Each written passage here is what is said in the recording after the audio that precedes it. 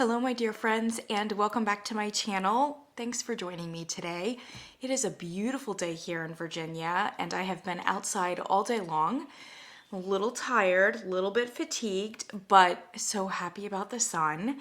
And I have a candle to share with you today. This is the very first time on this channel that I have reviewed a candle from the candle company Milkhouse, which is a mom and pop company that hails from St.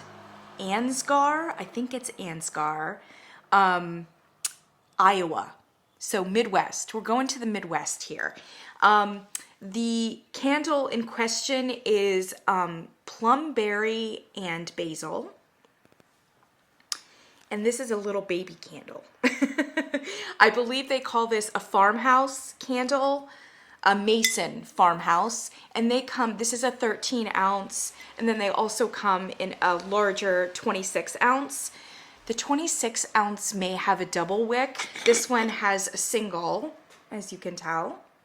And it is a soy beeswax blend. A lot of soy though. This wax is pretty soft. I don't know if you can tell that.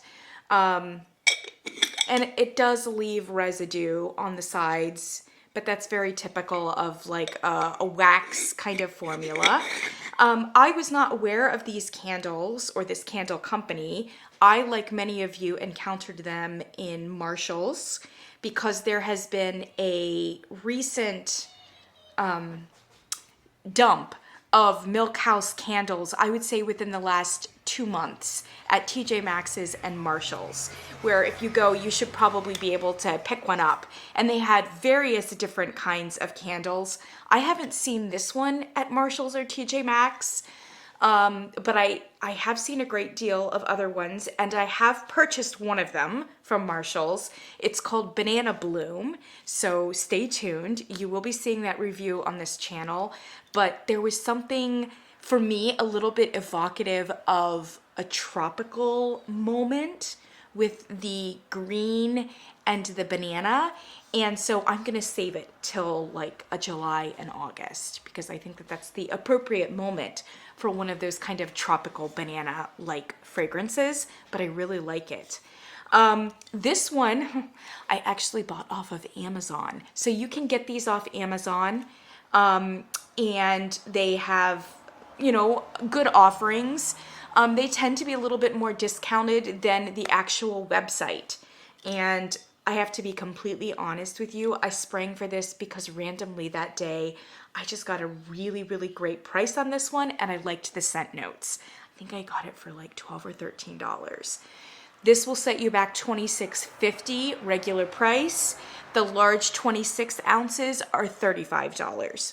So a little on the spendy side, but not completely unreasonable given the current candle market.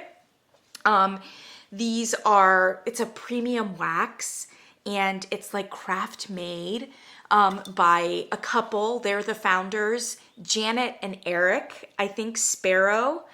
And it's a fairly recent company since like, I want to say 2002. So yeah, I'm really happy. I'm a Midwest girl as well as a Northeast girl. I share those obligations, those ties of allegiance.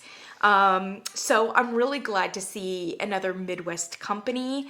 And yeah, I would say that the main selling point for these candles, from what I can tell, and I've only burned one, and I have encountered them on cold, and I've read some people's reviews, impressions, the reputation of the company, etc. My sense from all of those combined is that the biggest recommendation that can be made for these candles is strength and throw.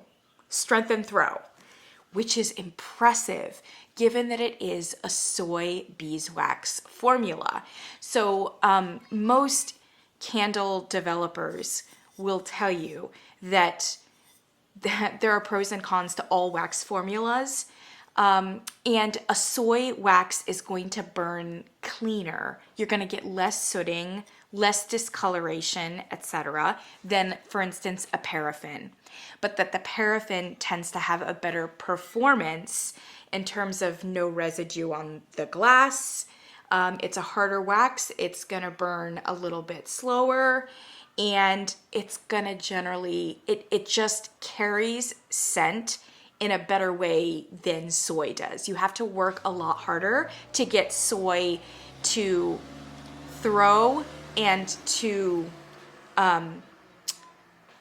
just achieve a good like smelling candle. Which is why a lot of people went to like a soy blend, because of the paraffin for performance, the soy for like a little bit more of a cleaner burn. This is all soy. In fact, on the website, it makes a point. Absolutely no paraffin, etc. And so it's impressive that they get the amount of strength and throw that they do, given those qualities. All the other candle companies, the soy candle companies, it's like, where is strength? Where is throw? They're like looking around, you know? They can't find it because Milkhouse has hoarded all of the strength and throw. They've got it all, and they don't know how they've gotten it. It's like somebody were to say to Milkhouse, you know, you can't get a good throw with a soy blend. And they're like, hold my beer. Let me show you how. So when you open this thing up, man, it is intense. And I would say for all of the candles that I smelled and have been smelling from Marshalls, from TJ Maxx, if there's one word for this company, it's intense. To be honest, I would say it's aggressive. It's an aggressive experience. I haven't been terribly impressed with the scents so far. I did love the Banana Bloom, but I haven't loved a lot of the other ones that I've picked up and smelled. They tend to be a little bit on the artificial synthetic side for me personally, and they are very aggressive. But when you find one that you really like, you're really glad that it's as intense and as aggressive as it is. So I would say for Milkhouse, I would love to see a little bit more nuance and a little bit more complexity, a little bit more authenticity, and a greater sense, or at least not being afraid to be a little bit more soft, a little bit more thoughtful, a little bit more gentle, maybe, and just in the way that it's coming across. I'm sure the process is thoughtful enough. At any rate, I bought this one blind from Amazon because I liked the scent notes that I was seeing. It was cheap. I wanted to see what all of the fuss was about. And I'm very lucky because the one that came, I really, really like, but it is intense and it is unique. Let me read the scent notes. They don't tell you what is top, what is mid, what is base, but they do give you a very nice and like not embarrassingly glossy take on what it is that you're smelling. So for Plumberry and Basil, they say that it is, quote, sweet and fresh notes of tart plum, huckleberry, and juicy pear, mingled with crushed basil and ginger, with notes of patchouli and cedarwood. And I was really happy with all of those, particularly the patchouli and cedarwood. I'm that kind of a person. If you're worried about the patchouli coming forward, I don't think that the patchouli comes forward that much. There is definitely a dank, earthy, deep woodiness about this fragrance down at the very bottom. And definitely the patchouli would be mixed in with that, but I would say it's not coming across as a forceful patchouli, and you may not even be able to like pick it out. So don't worry about that. What immediately lifts off is a very bright, very assertive green element. And they say basil, but I don't think it's basil. Or it may be, it's just not coming across as basil. I had my little sister, she was visiting me, and we're both Italian. You know, I was passing her, we were playing a game. I was passing her lots of candles and her little children, and they were smelling them cold and then trying to guess what was in them. And when we came to this one and I told her that it was plumberry and basil, she said, well, it's definitely not basil. We're Italian, so, you know, like basil, Italian basil is like a sacred herb for us. And even Thai basil still has a strong, like, unique basil scent to it, but it does go actually a little bit licorice adjacent, just a tiny bit, kind of in the way that like fennel does, anise, tarragon, same kind of family. And I'm not really getting any of that. It is bright, it is green, it is vibrant. I think to me, it may just be a very strong like blackberry vine like scent. I think it's just vines. I think it's vines. So I don't think that it's like an herbal per se. But given that it's mixed with a lot of earthy jamminess with the patchouli and the cedarwood, for some people it may come across as kind of a vaguely spicy or herbal green note. But if you try to isolate it out in your mind, I think it's just vines. It's a great, vibrant, fresh, authentic vine, which is so amazing. I would say that's piercing top notes. And you sense that not only on cold, but burn too.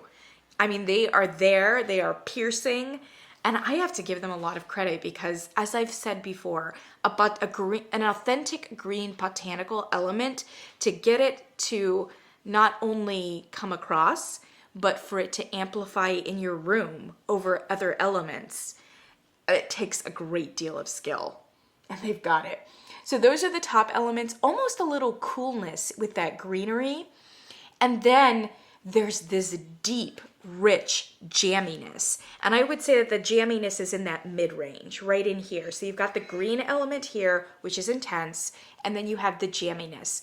I don't think that there's a whole lot of a blend between the vines and the deep, dark jamminess. Now, the jamminess, and it does come across like a very stone fruit plum, totally believable.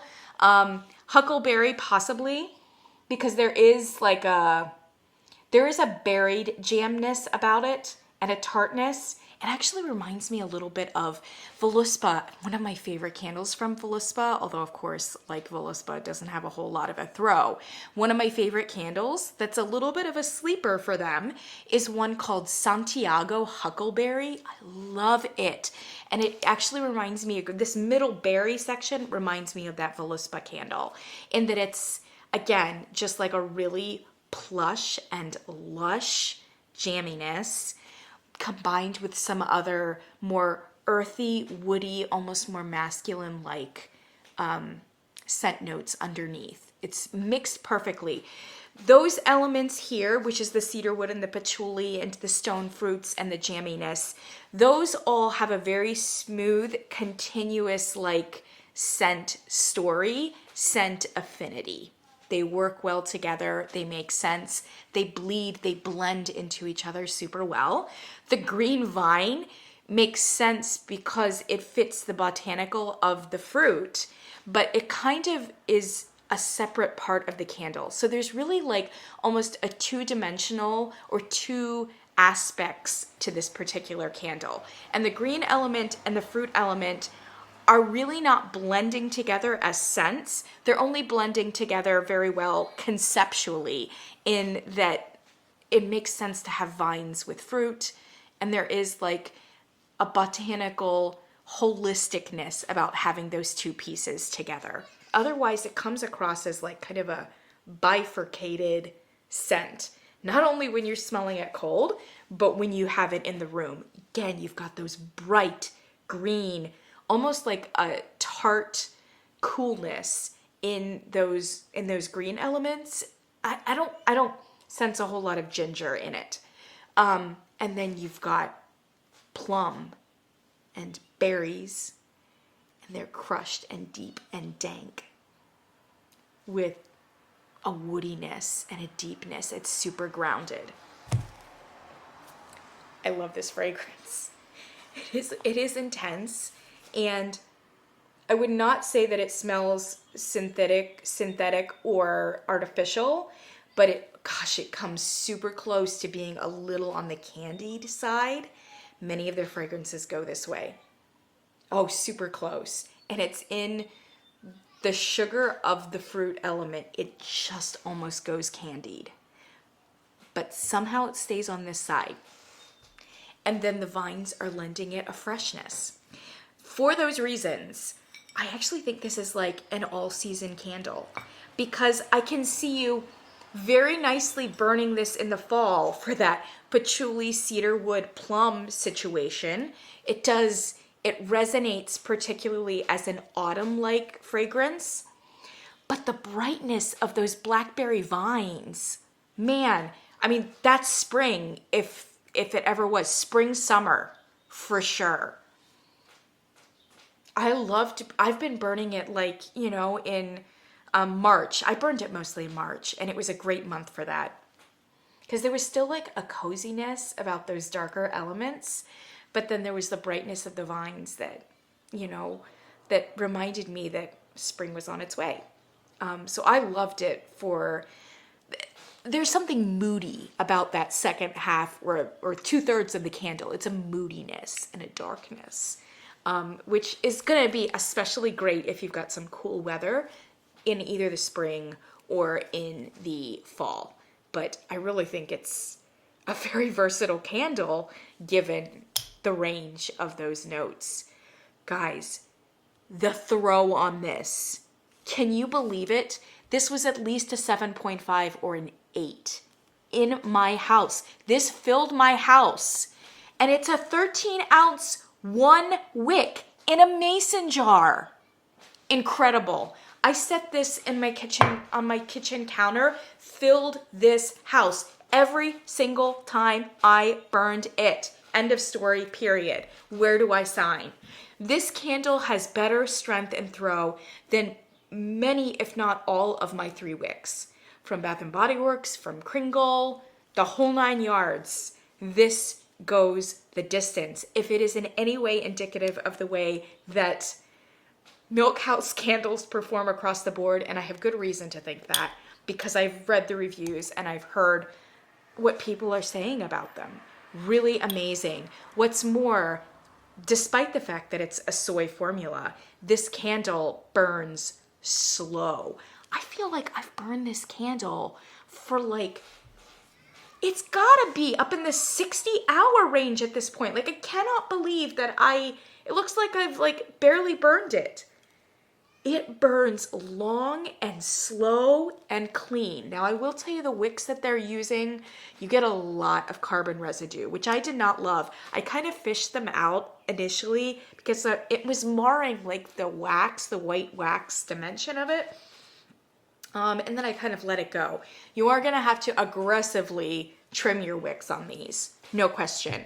But so far, incredible performance, incredible throw, very unique scent, and I just highly recommend it. I may not like a lot of their other scents. I do think some of them lack a little bit of subtlety and of nuance. But this one in particular has all of those in spades, and it's got some freshness, some brightness, and some authenticity. So I am here for it.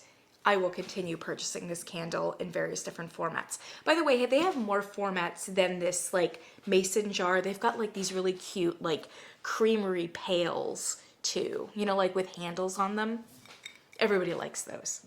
I don't know that this scent comes in that particular format. Anyway, candle company to watch. I'm definitely going to be trying out some other ones, and hopefully I luck out in terms of scents. Definitely check them out on Amazon. They're super easy to get. Or the website, $50 and above, shipping is free. So take advantage of that. Eric and Janet Sparrow, gotta give you a thumbs up on this particular candle. Keep up the good work. And I will see you all in the next one.